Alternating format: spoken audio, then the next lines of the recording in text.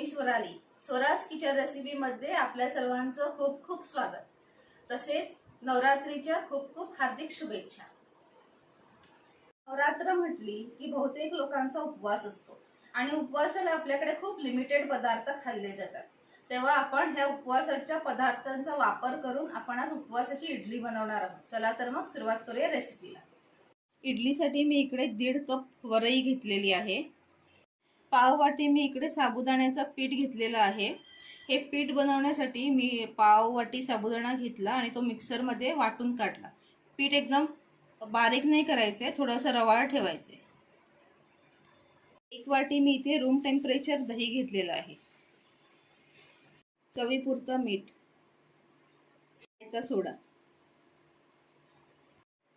वरई मी एका बाउल मध्ये काढून घेते.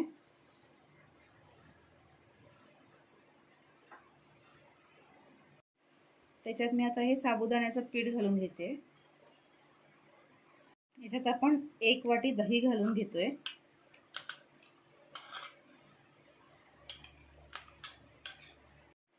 याच्यात मी थोडासा खायचा सोडा घालते. चवीपुरतं मीठ. आता हे सर्व जिन्नस एकत्र मिक्स करून घ्यायचे, व्यवस्थित एकजीव करून घ्यायचे.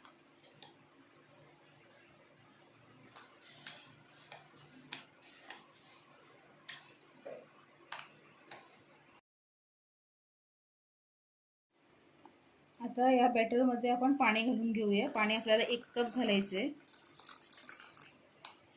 व इडलीची कन्सिस्टन्सी असते त्या कन्सिस्टन्सीने आपल्याला हे बॅटर तयार करून घ्यायचे.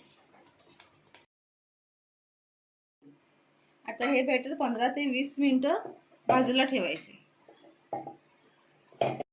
हे आपलं पीठ 15 मिनिटं मी भिजवून घेतलेलं आहे. हे आता तयार आहे. हे इडली मोल्ड मी तुपाने ग्रीस करून घेतलेले आहे. तुम्ही तूप तेल काही पण वापरू शकता. हे बॅटर मी आता या मोल्ड मध्ये घालून घेते.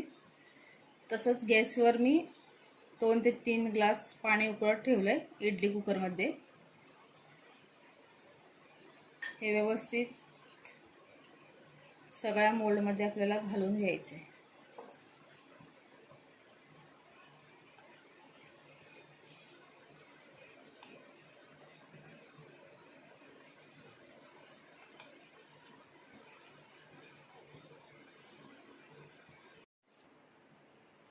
ही इडली मी अशी सगळ्या मोल्ड मध्ये घालून घेतलेली आहे.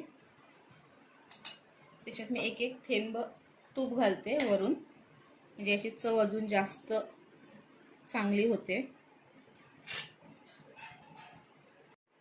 सगळे इडली मोल्ड मी स्टँडवर लावलेत आणि हा स्टँड मी आता कुकर मध्ये ठेवून 15 ते 20 मिनिटं वाफवून घेणार आहे. हे कुकर मध्ये ठेवून 20 मिनिटं आपल्याला वाफवून घ्यायचं आहे.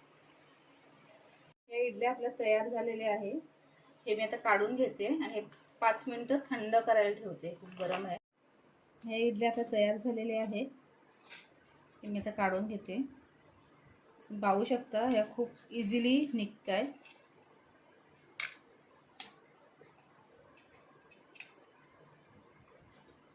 खूपच सॉफ्ट जाळीदार अशा इडल्या आपल्या बनवून तयार झालेल्या आहेत. ह्या पटकन निघतात.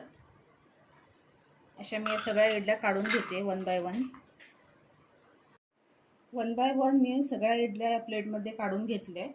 चला तर मी आता सर्व करायला घेते. या इडल्या आता आपल्या इकडे तयार झालेल्या आहे. मी प्लेट करून ठेवल्या. या इडल्या तुम्ही उपवासाच्या चटणी बरोबर खाऊ शकता. ह्या नवरात्रीत ह्या इडल्या नक्की करून बघा.